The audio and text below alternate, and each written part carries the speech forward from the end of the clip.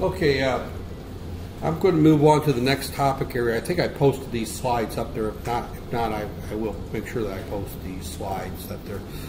These questions will be on the final exam. Some questions from this section.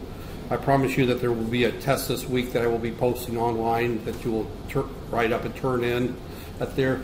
I will be turning the final exam in for review this week. So obviously I'll be writing this test the same time I write the final exam. So as I mentioned, this test that I'm giving you is a take-home type test. It covers a lot of what's going to be on the final. So I'll talk a little bit about that as I pass it out. I'll go through the questions on that there. But this subject is included in that. So I need to make sure that I cover this particular topic area up there. So we're going to be going through several topics here. One is the system clock. The other, which is a very important one, is the crossbar. We have not talked much about the crossbar and general purpose I/O pins. We've used some of the general purpose I/O pins in the crossbar, but we have not talked at all about how that's set up. Last semester, one of the questions I had on the final exam was define the purpose of the crossbar, and that will probably show up again. So you need to know what the crossbar is up there. So, all right, system clock. I'm just going to kind of jump through here. We've got 3 subjects under the system clock. One is using the internal oscillator. The Silicon Labs chip we have has a built-in clock. All microprocessors and all microcontrollers require a system clock. Microprocessors and microcontrollers are set up as finite state machines. Hopefully you covered finite state machines in your basic digital course to a small degree, but things happen at very precise times based on the system clock and the internal clocks. So we have to understand what these clocks do. We can either use an internal clock, the internal oscillator, or an external oscillator. One of the questions you'll be asked is when would you use one versus the other? And I will give you the answers to that here in the next 30 minutes or so. Right there. Welcome. Right there. There. So, we're going to talk a little bit about the system clock. I'm not going to cover it here with these slides. I'll go through the slides. These slides actually cover it pretty well. We're going to talk a little bit about the watchdog timer. We don't use the watchdog timer in this class, but you need to be aware of what it is, why we need the watchdog timer. I can guarantee you that one question on the final exam will be, what is the watchdog timer and why do you need it and when would you use the watchdog timer? If you notice that all the programs we've done this far, we had 2 lines where we turn the watchdog timer off. Right there. We haven't talked about the watchdog timer. Then we'll talk a little bit about the port pins, output modes, configuring ports, pins as digital inputs. Right there. And then we're going to talk a little bit about the crossbar. The crossbar is used for assigning various pins there. The crossbar is a very necessary part of this microprocessor, microcontroller. Right there. So these are 4 subjects that are very, very important, and we're going to spend the next hour or so going through. This is one of these lectures that I would say that probably, of all the lectures, probably at least 1 out of the 5 questions on the final exam will be completely out of this lecture.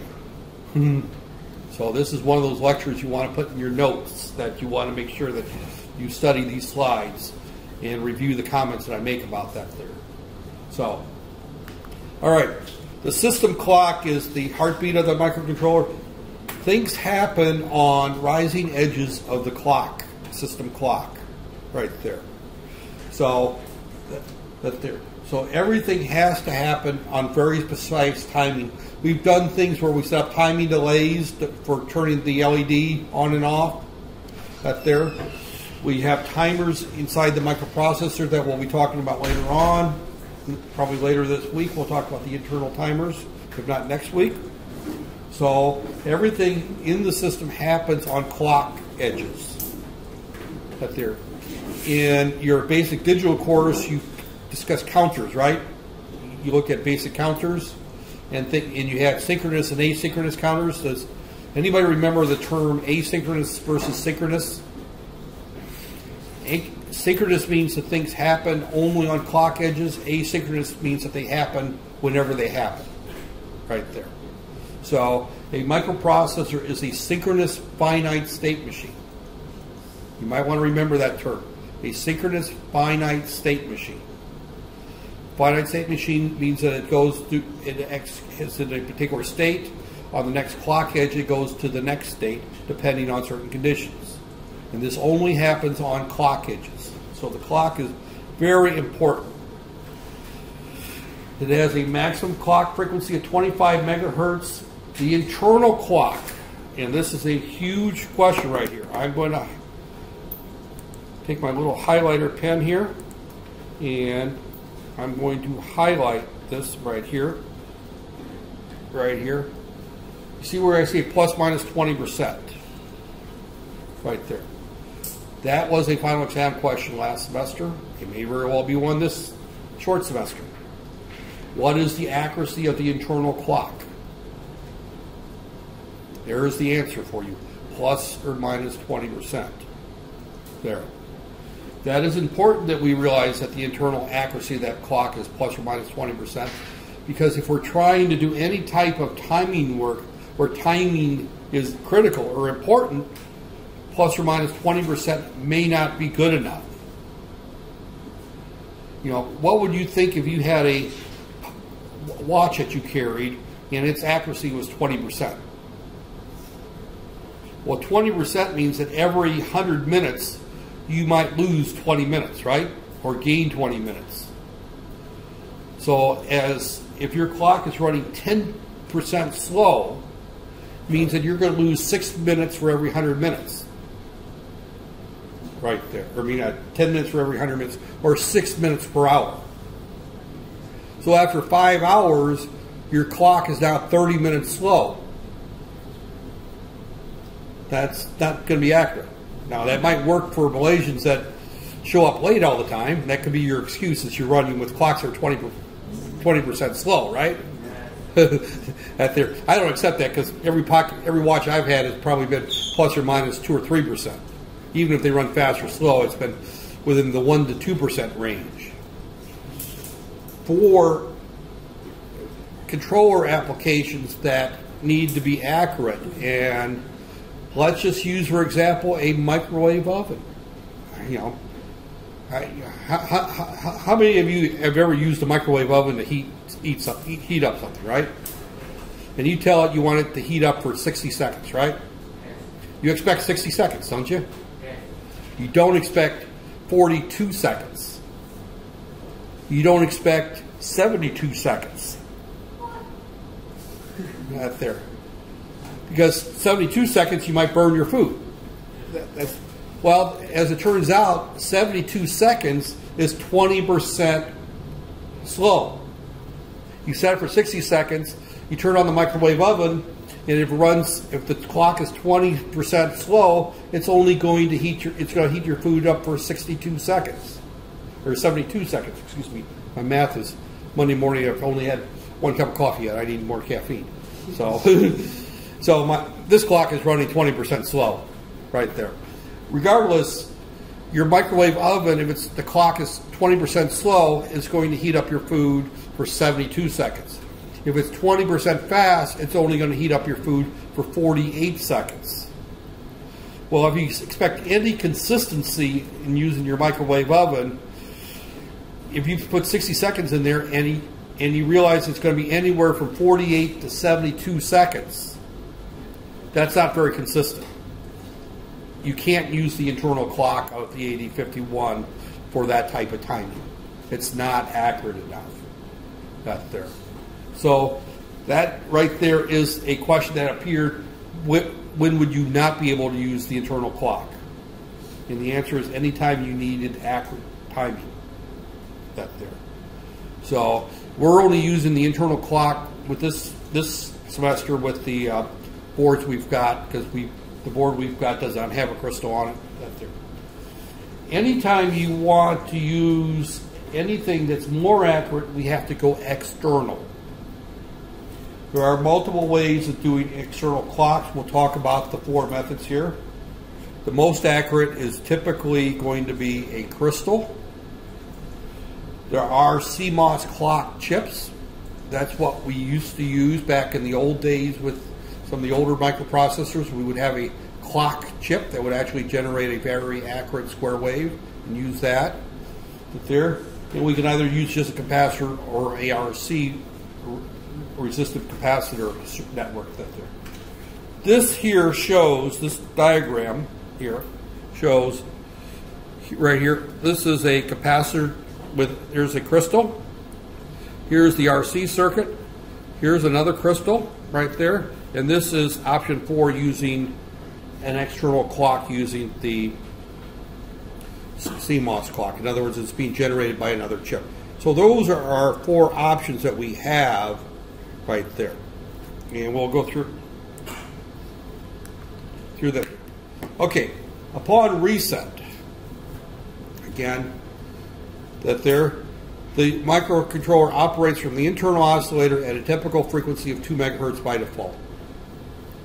That's the reset. When we first power this thing up, it's operating at 2 megahertz using the internal clock.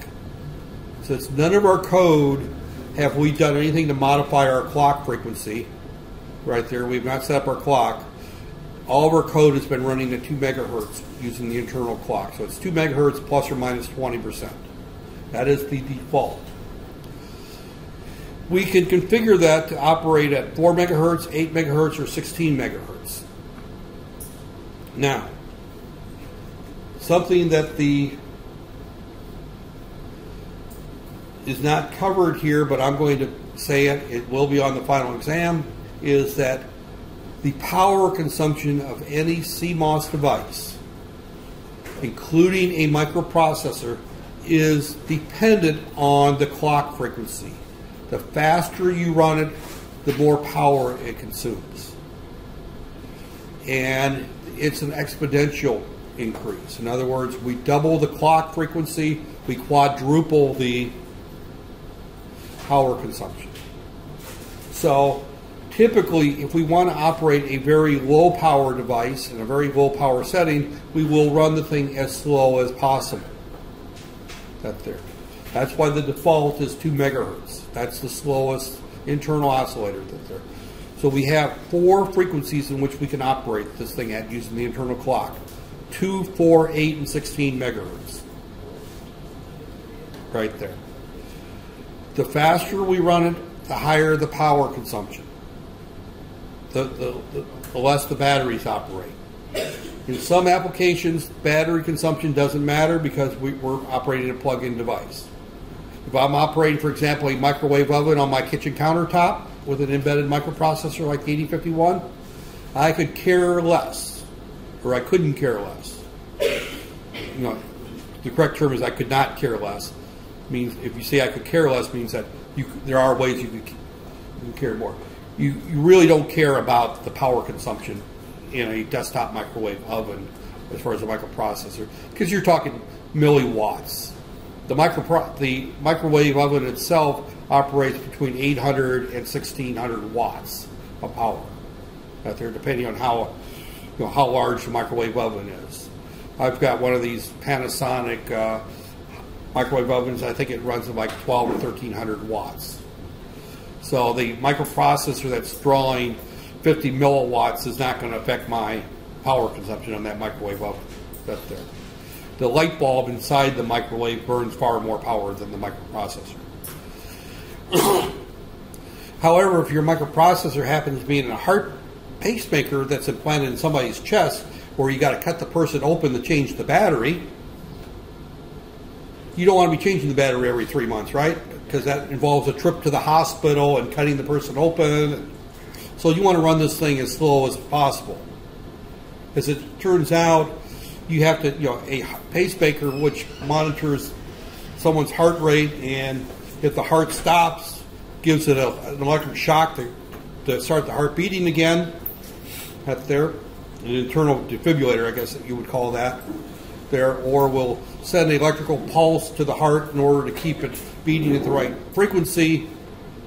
You know, you're talking the average heartbeat's at about between 60 beats per minute up to about 130 beats per minute, depending on their physical condition and what they're doing at the time.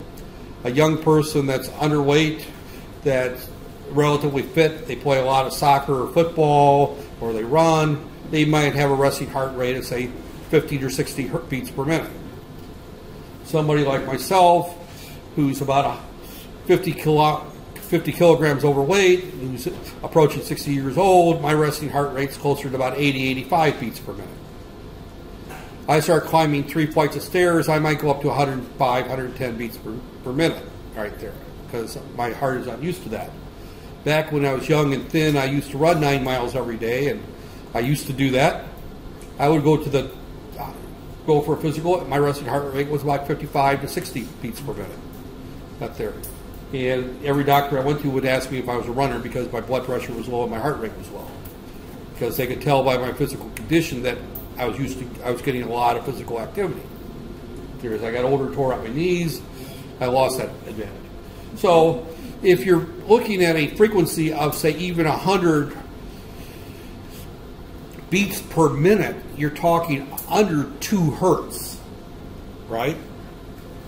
20 megahertz is perfectly fine, and plus or minus 20% is more than adequate for a heart pacemaker, right there. So that's there. The last slide, comment there is many applications do not need a very accurate clock, and we will find the internal clock sufficient. In most cases, the internal clock is sufficient. There are many cases it is not. Now, one of the things that we will do is that we will often use feedback, where we're counting we're measuring the output and we're making adjustments. It's beyond the scope of this course to talk feedback control, but if you had feedback, then the feedback will compensate for a sloppy clock, where you're making some measurements. But that's the internal clock. So the internal clock, key points to remember. Again, these are theory questions. They'll show up on the final exam. They'll show up at other times when you're in the design mode. When can I use the internal clock? And the key thing is, when can you use the internal clock is when the accuracy of plus or minus 20% is more than adequate. It's really a key of the accuracy up there. So the top frequency, we say it's 25 megahertz. The top frequency of the internal clock is 16 megahertz. Most embedded systems, 16 megahertz is more than fast enough for what we need to do. Now, that may sound strange, because if you're talking desktop computers, and I know we have a couple people that like to play video games on their computers, right? That there?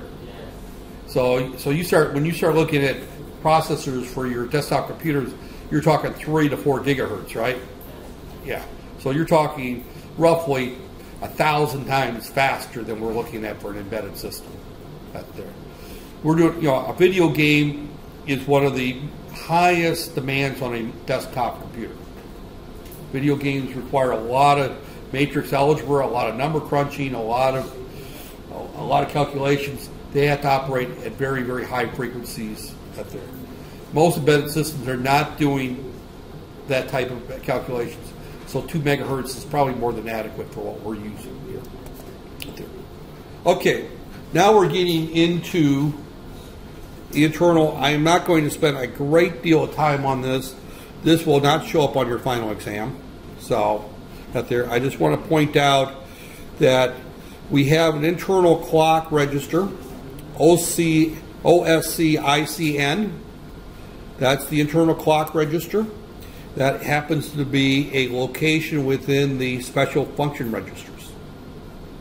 We mentioned the special function registers. That there. One of those happens to be OSC-ICN. That is that there. It's an 8-bit register. That there. That we, upon reset, its value is set to 000, right there. And trying to, right there. So bits 7 these two are all 0. So missing clock detector is disabled, and bits 5 and 6 are unused. They're read right there, that there. Then 1 is the internal clock. Internal clock frequency is running speed specified by the bits down here. So that tells us that pen right here. Where's my pen? It's easier to actually use the pen here. I have a pen when I'm going to try to use the finger. This here says if this is a 0 or if this is a 1, that means that our frequency is determined down here. Right there. Right there. It is not running at there. So this tells us that we're going to set that there. This is 0, 0. Right here. 0 means use the internal clock. Your oscillator is the system clock. 1 means we're going to use the external clock. So this is where we tell it we're going to use internal or external clock. Remember, these special function registers are used to set up the microprocessor and the way it operates. So by writing to this register, we will change our clock frequency. Got there. Got there. The next bit right here is a 1, and that means the internal oscillator is enabled. Right there. And then the last 2 bits here set up our frequency right there. So this register here is how we control the clock right there. So if we want to use an external clock, then we tell it that we would set this to the internal clock as oscillator, and we would write this to a 1 right there. These we won't care if we're doing an external clock because the internal clock is turned off. Here we might want to put this at 1 is if the clock disappears, we want to reset the processor. Right there. So if something happens and our clock disappears, then we want to, right there. And of course here we would, there the internal is not set there. So typically our internal oscillator frequency flag, this one here is usually red, is what that is doing. We read this bit to determine whether or not the clock has been changed. If we change it from 2 megahertz to 16 megahertz, we would typically want to go into a wait loop until the clock adjusts. That there, that there. Because normally we would write this to tell it to change the clock, then we would wait for this bit to go high to say that our frequency is set up correctly. That there. So normally when we set this, this is set to a 1 here, but in reality, you know, the microprocessor will overwrite that if we change that and then change that to a 1 once the frequency has been adjusted. It takes usually 3 or 4 clock cycles before the clock has been adjusted to the new frequency. So if we want to change from, say, from 2 megahertz to 1 megahertz, we would write this as a 1, 1, right, for example. And that would change it from 2 megahertz up to 16 megahertz. So these are the 2 bits we would change that we want to change our frequency right there. So again, I said I'm not going to put this on a final exam, but this is how you would change the frequency that there. Now, if we have an external clock there, we have again 4 choices right there, and you do need to know what the 4 choices are. So I'll put a star note here on final exam. Right there. You need to know what these 4 are. So you need to know that there's 5 different clock sources. The 5 clock sources are internal and the 4 external clocks. So there's one, the internal clock is 1 clock that you can have. External, you can use a crystal. Note here when you use a crystal, right there, if an accurate clock is required, right there. A capacitor or a resistive capacitor are typically used if you want to operate at frequencies lower than 2 megahertz for very low power operations at low frequencies. Remember my comment earlier. As you increase the frequency, the power consumption rises exponentially. You double the frequency, you quadruple the power. You triple the frequency, you cube the amount of power that you're going to that's not exactly 100%, but it's pretty close.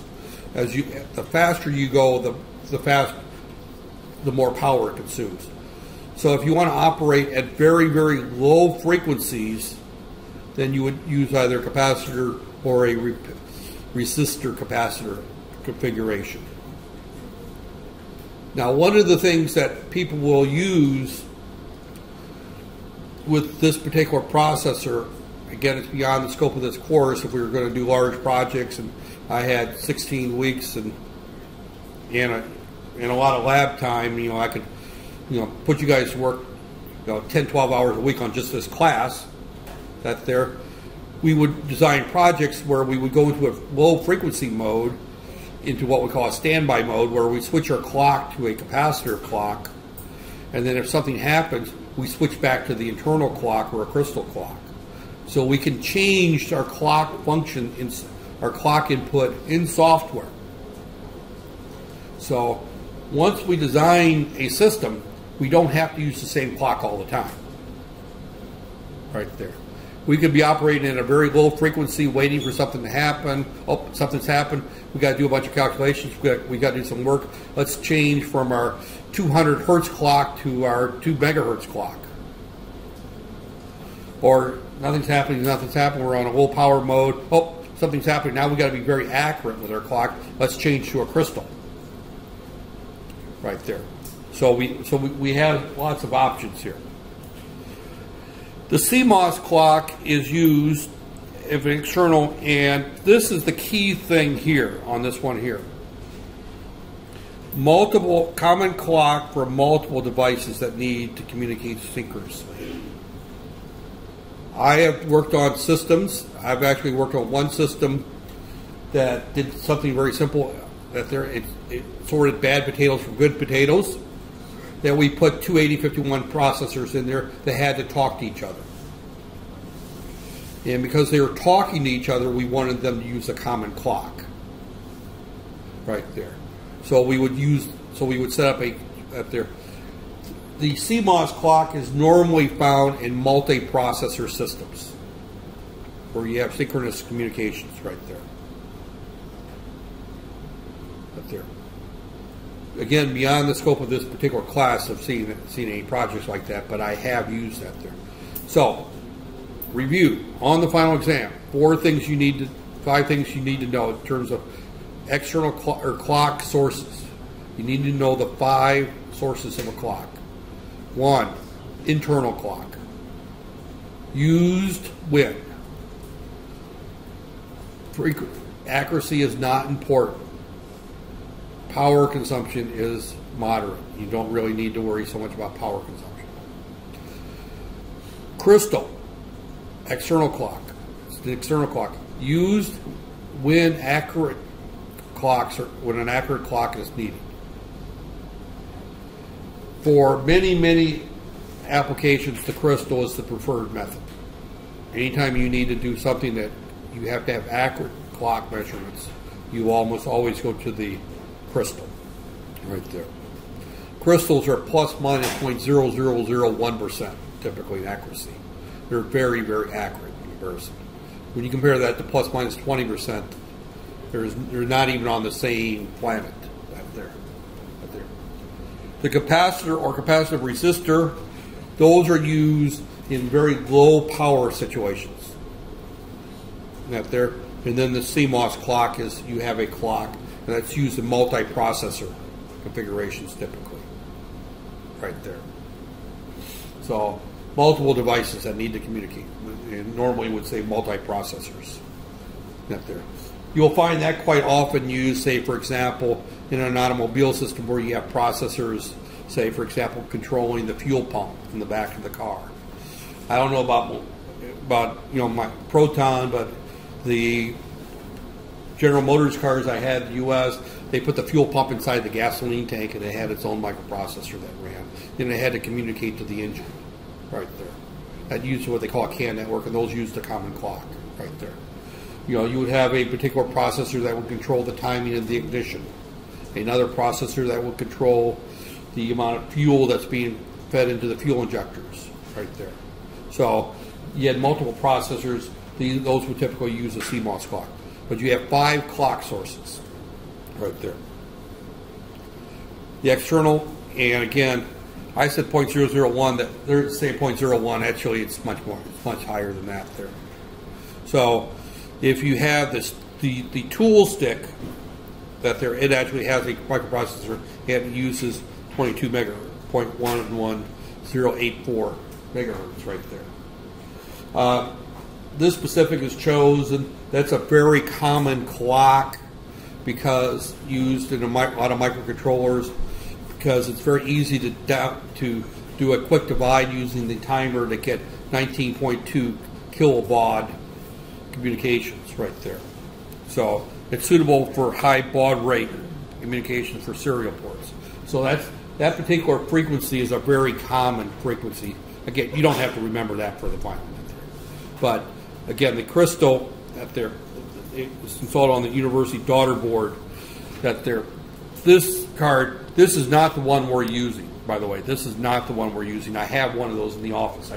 That one does have a crystal on it, that there. So the external oscillator, I'm not going to go through this slide here. This is another place in. This is also in the special function register right there.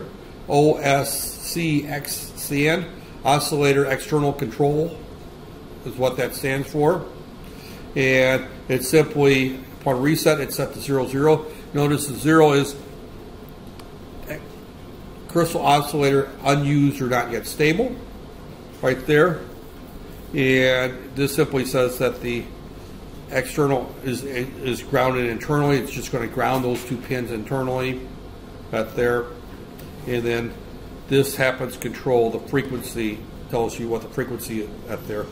And it doesn't tell you, it says see the data sheet for the values, because that changes drastically.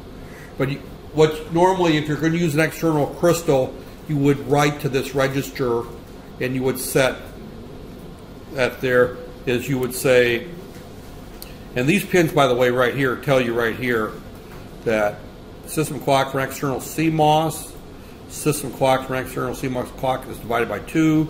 This is an RC. This is crystal oscillator mode, and this is crystal oscillator mode divided by 2.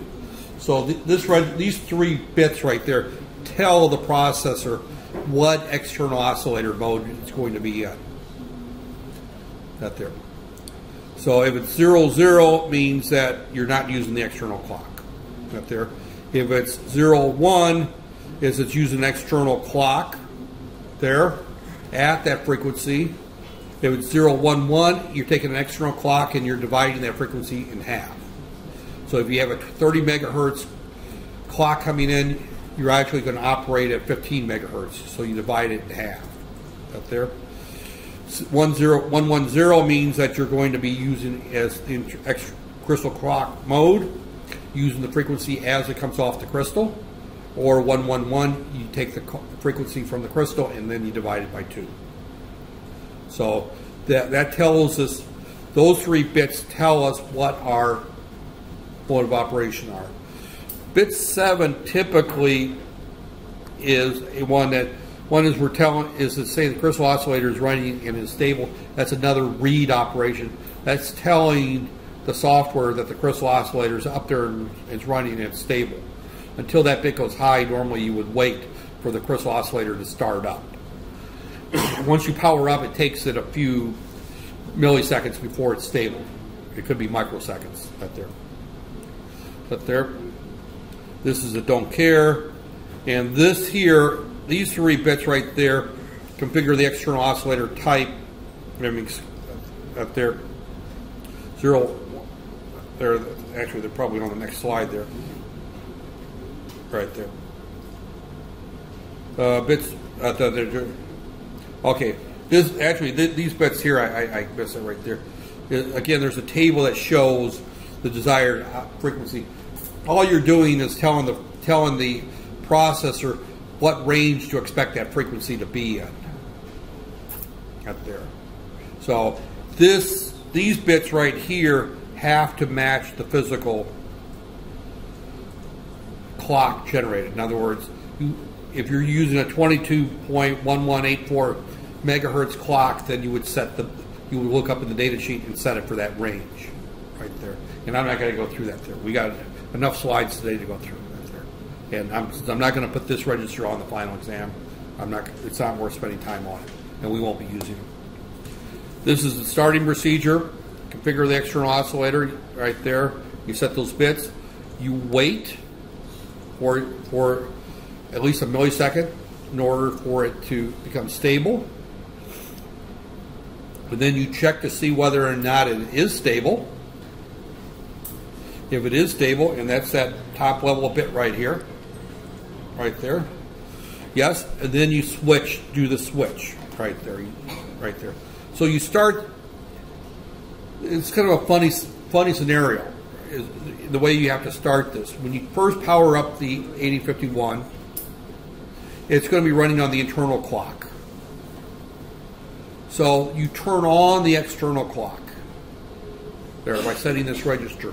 You wait for the external clock to start working, and then you go back to this register and change the clock right there. This clock select right there, bit right there.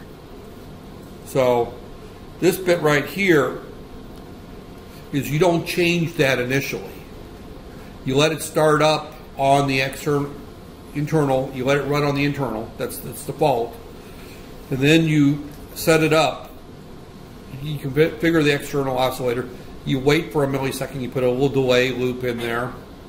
And then once that delay has been gone for a millisecond, you check to see if it's ready. If it's not ready, you just keep waiting. Out there. Again, external clocks take time to become stable. Out there. Once it's stable, then we switch clocks right there. So that's the starting procedure right there. This is how you would use an external clock. More than one person has tried setting up the external clock without going through this procedure, and the processor won't come up. It just locks up. So this is somewhat the code that you would use in C to do that. This sets up the external clock. Set that there because the frequency is greater than 6.7 megahertz, 111. Crystal mode is set to 110, which is the non-divide by 2. This does the divide by 2 now, right there. Up there. Notice here that this is commented out. This is a comment right there. All they're saying is that this is if you want to use the clock frequency as it is. If you want to use it with the divide by 2 stage, you would set the 0 to 77 right there. This is our 1 millisecond delay right there. That's in C. All that is we're going from 9,000 down to 0. And we're saying that there. This is in C. And then this is our wait here, and this is wait, and we're doing a AND with that top level bit there. And we're just doing a wait. So this is the code to that there. And then this changes our clock right here. This is the code to do this flow chart right there. This is the flow chart. This is the actual code that we would use in C to set up an external clock right there. That is the code. So this is how you would use the external clock right there.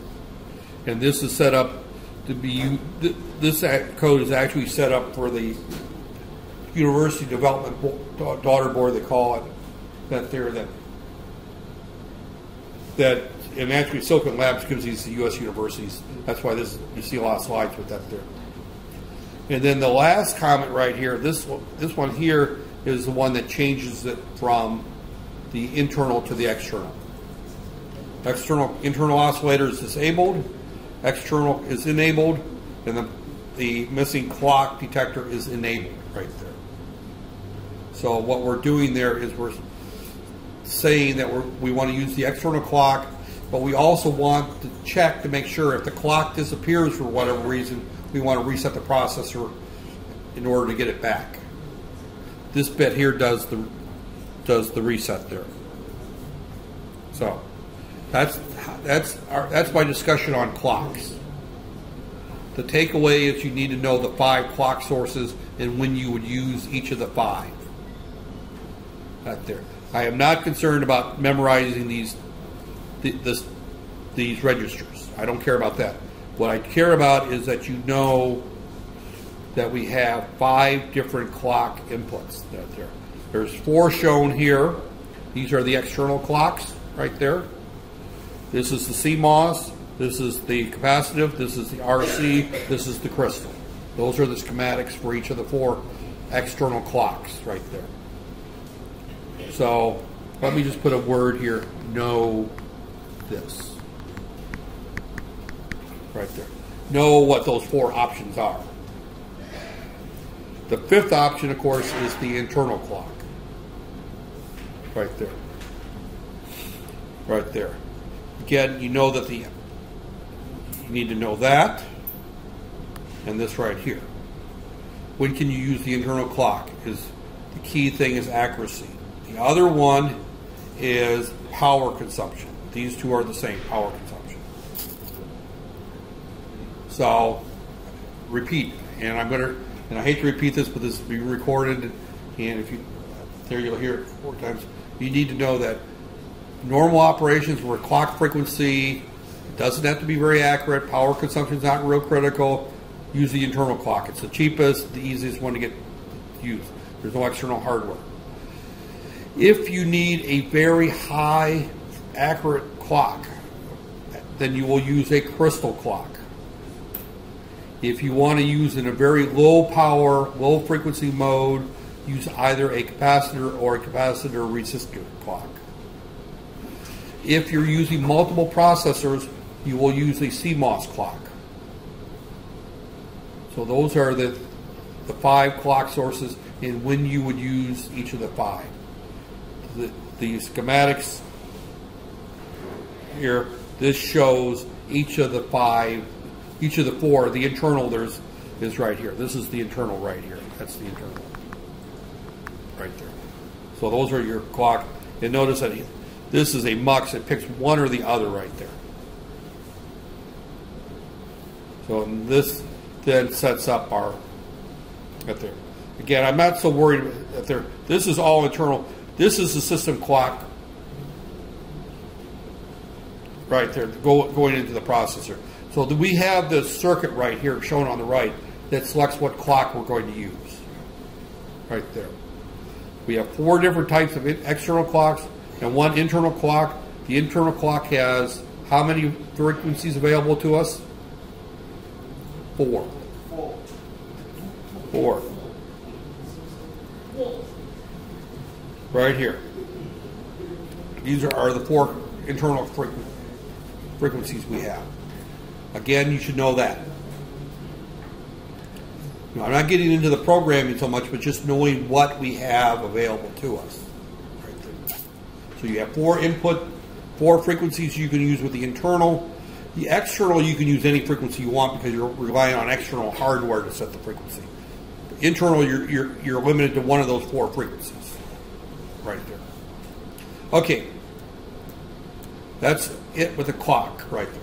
Now, we're going to spend some time talking about the watchdog timer. This microprocessor unit, microcontroller, has a programmable watchdog timer. A watchdog timer is used to sense or to detect any type of software or hardware failure. Right there. If a watchdog timer overflows, the application is must restart before the watchdog timer overflows. The application must restart it. That's there. What the watchdog timer is, it's a little timer inside the processor that, if it's enabled, every so often it's going to increment. If it overflows right there, it forces the microprocessor into a reset state. Look at it. Maybe the guys won't understand that. Girls do. If you have a baby, right, a newborn baby, or even a 6-month-old baby, what happens if you forget to change its diaper? It screams, right? It starts crying out there. And the longer you go without changing the diaper, the louder the child screams, right? So you have to check the diaper every so often to make sure it's changed. Now, watchdog timers, we typically refer to them as petting your dog, right there. If you forget to pet your dog, it's going to start barking at you, right there. That's there. And most programmers use the term pet dog and barking dog, right there. That's there. But I realize that dogs aren't popular pets here. Cats don't bark, so cats are about the most obnoxious pets to own. And I have cats. I don't dislike cats, but cats are they come to you when they want attention and they ignore you when they don't want attention, right? Cats are in their own little world up there, so it's hard to use a cat for this discussion. We have to put in our code at critical places little functions where we pet the dog, where we check the diaper, where we check on that there, and we just simply toggle a bit to do that. We just simply pet that there. And what we're telling the software or the processor is that everything is going fine. We're working just perfectly fine. Because anyone who's ever used a computer has seen the blue screen of death that Windows gives you, right? Or you've also seen Windows that just locks up and won't do anything. You've also had, if you use Astro, that uses a computer system within Astro. How many times have someone had Astro just lock up on them? Your picture just goes blank or just freezes. It does nothing.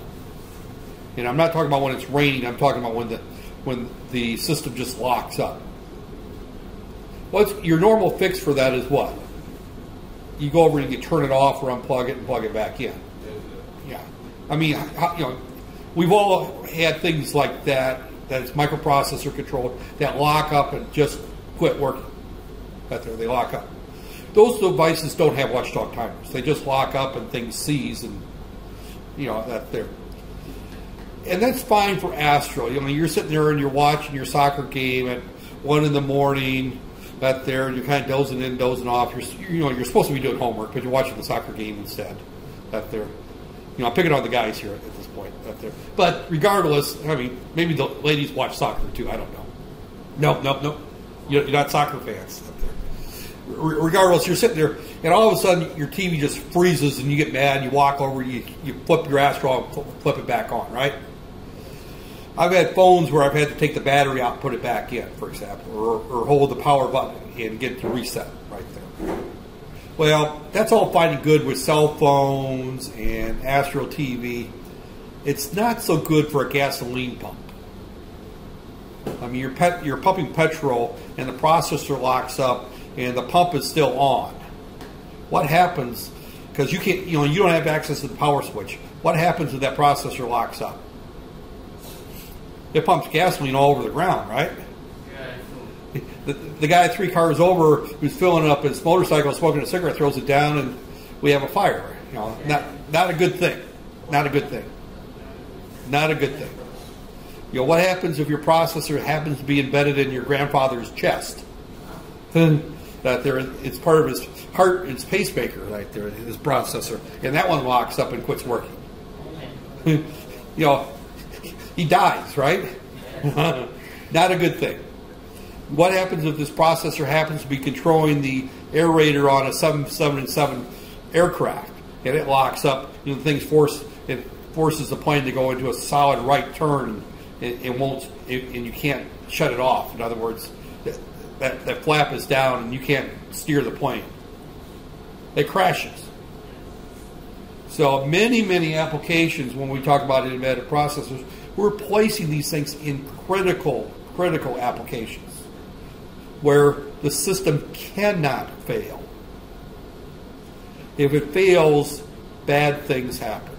And when I say bad things happen, we're talking crashing airplanes, we're talking gasoline all over the ground, we're talking hearts that stop beating, we're talking power systems that shut down power onto a grid, we're talking engines that go to full speed and will not slow down. We're talking braking systems that will not brake on a car. We're talking serious consequences. We need a way of monitoring this microprocessor to make sure that it keeps working and that it's continuing to work. If it doesn't work properly, we want to reset it and get it back to a known state of operation where it's working. So we have a device in the processor called the watchdog timer. In various places in our code, we put in a little thing where we say things are going fine, things are going fine, things are going fine. That's there. You know, in timing loops, we'll just sit there and toggle this bit just to let the processor know that it's in a time delay. Everything's okay. Everything's okay. That's there. If the processor locks up, our clock disappears. It goes into a loop where it's not supposed to be. It starts executing garbage code. Then we want to recover. So typically, and it's a little beyond the scope of this course to do much with the watchdog timer, but believe me, you're dealing with real world applications, you have to put them in. You know, an example is I put an alcohol interlock system into a car. An alcohol breathalyzer interlock system's a device you pick up, you blow into it, it sees whether you're drunk or not. You've been at the pub and drank too many beers at the Chinese coffee house or whatever. You know, nobody in this room should be doing that, but this was in the U.S. where lots of people do that type of thing. But I'm interfacing this system into the car, into the operation of the vehicle. Well, I can't have the system lock up and shut the vehicle off while the guy's going 70 miles an hour down the freeway. If my system fails, I want to have it fail in such a way that the vehicle, if it's running, stays running. If it's not running, that it doesn't start. That's there. In other words, I need to recover from this failure gracefully. That's there. So it's a way of doing a failure recovery to where bad things don't happen. If, for example, you've got if you're looking at avionics, electronics, and I've worked with avionics, electronics from time to time. I'm not an avionic engineer, but I have worked with companies that design systems for jet. As a matter of fact, I did like 6 months working for General Electric on a contract basis where we designed controllers for jet aircraft engines. Now, I didn't design the controllers, I designed the test hardware to test the controllers. That's there. So I'm familiar with what a jet aircraft engine controller looks like. That's there. And in those systems, because that operation is so critical, you have 2 microprocessors for every system. Because if one fails, you shut it down and go to the other system. That's there. It's, you have a backup computer. That's there. And the system, when it locks up, will then go through a diagnostics, and if it fails, it then sends a signal over to the other processor saying that I'm dead. You shut down, and then sends a control back to the cockpit of the aircraft, telling the pilot that he's got a problem with engine number 3 controller. It goes to the backup controller. The engine continues to run. It flies to its destination, and then they fix it when it gets to the location. Well, that's a situation where the watchdog timer is very, very critical, because you're flying. I've flown multiple times on a 777 from Kuala Lumpur to Los Angeles or Kuala Lumpur to Chicago. That's there, and actually I don't fly straight. You have to stop usually someplace in Tokyo or somewhere else. But I've flown over the Pacific Ocean where there's no place to land the plane. You want that engine to keep working, right? You definitely want that engine to keep working. That's where you need something like the watchdog timer. So the watchdog timer is used to, if the system experiences a software or hardware malfunction, which prevents the software from restarting, will overflow and cause the setup. This is the key phrase right here.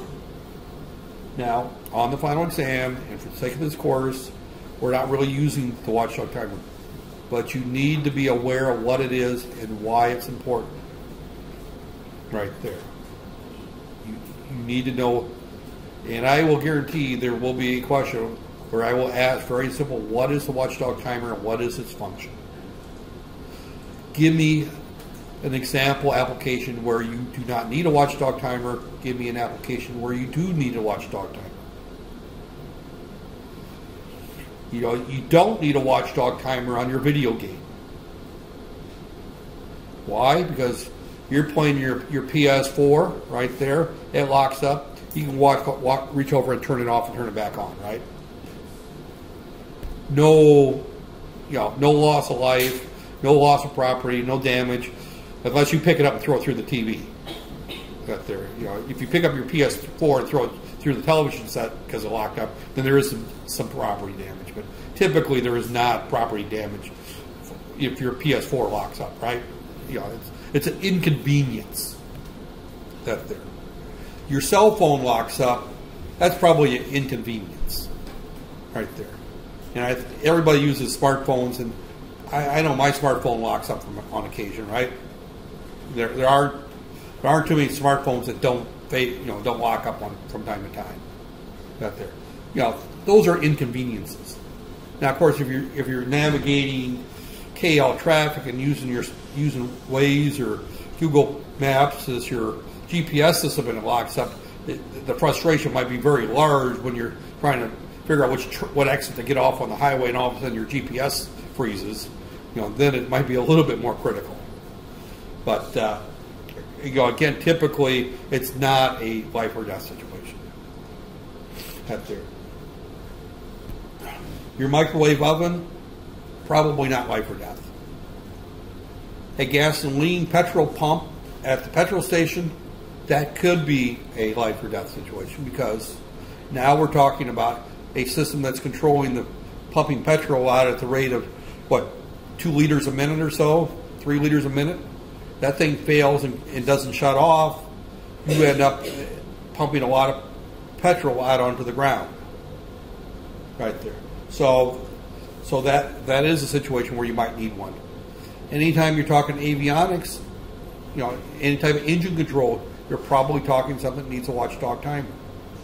You're talking about controlling a factory assembly line, you probably need watchdog timers, because if that factory assembly line doesn't shut down properly, all of a sudden you've got safety switches in there, somebody's arm is caught, it doesn't shut down properly, you've got an issue.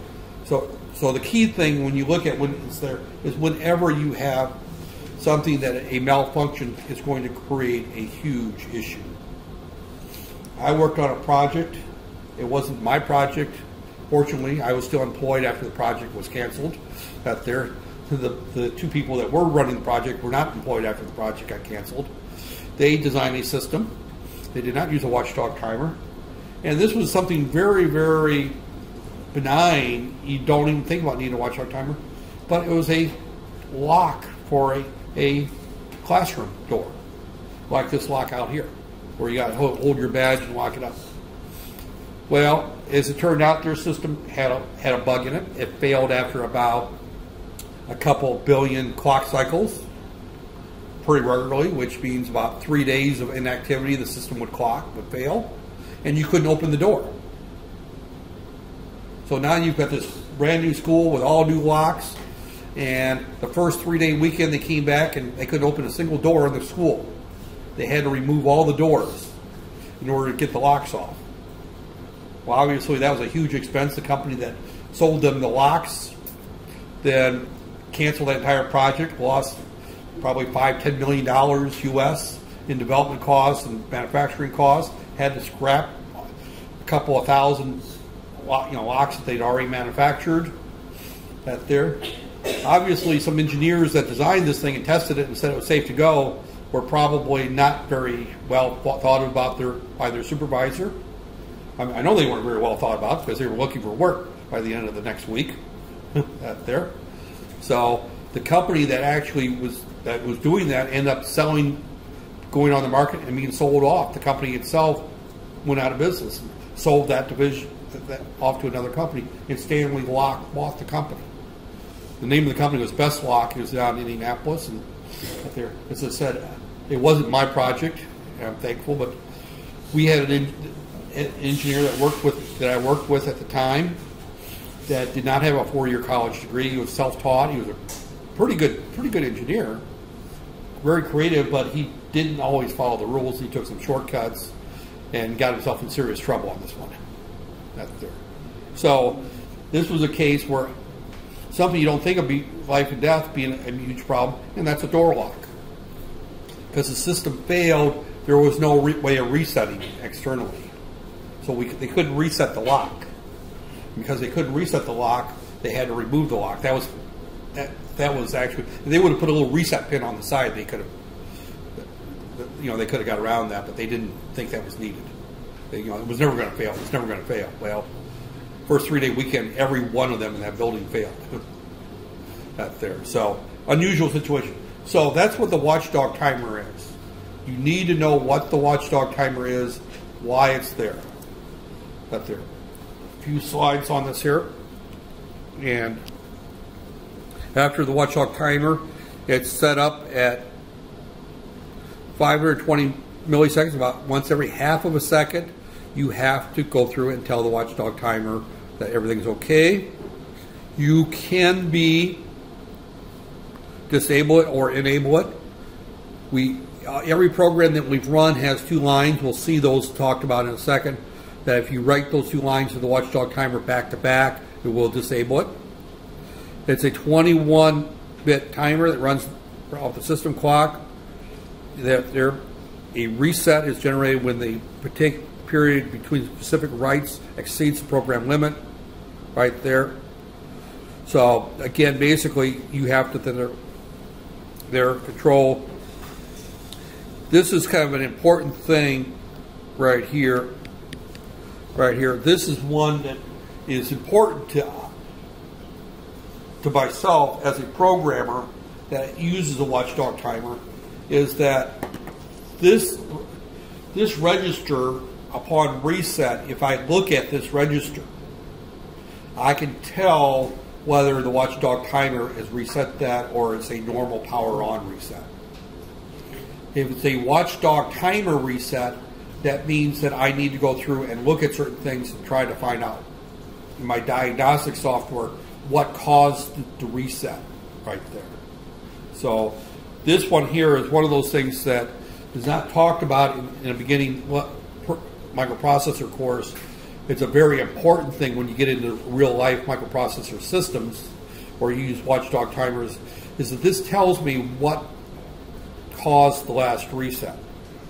If it's a watchdog timer reset, it means that I had a malfunction somewhere. If I have a malfunction somewhere, then I may want to go through a series of diagnostics to see where the malfunction occurred. Is this a hardware problem? Or I may want to go through some various things and check what the status is of the gasoline pump, for example. Is it turned on and then quickly turn it off? Is this on a jet aircraft engine? What was the last command set? So depending on the application, you may be setting up various things where you keep track of where you're at in your code, and things like that. Because the reset doesn't overwrite the code memory, or I mean the static RAM. The reset just simply resets the processor and the A and B registers, so I can go look at locations in memory and determine what the processor was doing when it reset. So again, that's beyond the scope of this class, but it is something that we need to keep in mind, is that if we're using the watchdog timer, that it's not a matter of just using the watchdog timer. We also have to look at what's happening when things fail, and things do fail. And if you get one failure once in a while, you go back, you recover from it. All right, the gasoline pump is pumping. You reset it. The person's got to go back inside and restart the pump. Those types of things. That's fine. If it's a jet aircraft engine, then you need to find out what the last commands were to the engine, and go into a particular set of instructions and put that, say, that actuator or that engine into kind of a standby mode, so that the main computer in the engine or in the cockpit would then set it back properly the way it was. That there, in other words, you might send a command to the main flight computer there to say, all right, what mode should I be in, and then set that engine back into that mode.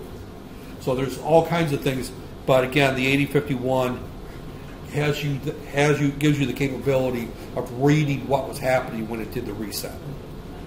That's there. So that's there. So it's got a lot of things. The takeaway is, what is the watchdog timer? Why is it used? When do you use it? And then the last thing is that when it does trip, it does have the capability of looking at it at there. So we do have some control registers. I'm not going to spend a lot of time on that there. But there. So this command right here, this is what we do right here. You'll see in all of our code we have the command where we do a move to watchdog timer CN, comma, 0xAD, and then the next line is move watchdog timer CN, or DE, and then AD. We send those two commands and that just disables it right there. If we write FF to it, then we turn right around and we locks out the disable feature. This means that we cannot disable the watchdog timer. It's been forced. But there, we have the bits, and then we set the timeout there. But there, these bits set the watchdog timer interval. When writing these bits, must be set to 0 right there. So we have those particular bits right there where we get there. So must be these set the watchdog timer interval right there. And I'm not going to go through this calculation. This basically goes through on how you would set up the intervals right there. So this is the key thing. Upon startup, it's enabled and the time level was up there. Interval bits are written up there. Must be held right there. After reset, reads up there. And this is the C code for turning on, disable the watchdog timer. Is all it does. All right. I think I'm going to stop here. I've been going for an hour and 15 minutes, pretty solid, haven't I? Yeah. So this afternoon, what I'm going to do is going to spend a little bit of time talking about the ports, but then I want you to work on this lab out there. So we'll look a little bit at the lab out there. Right there. So disregard and. Oh, yeah, an hour and 8 minutes out there. I think that's a good place to stop at this point right here.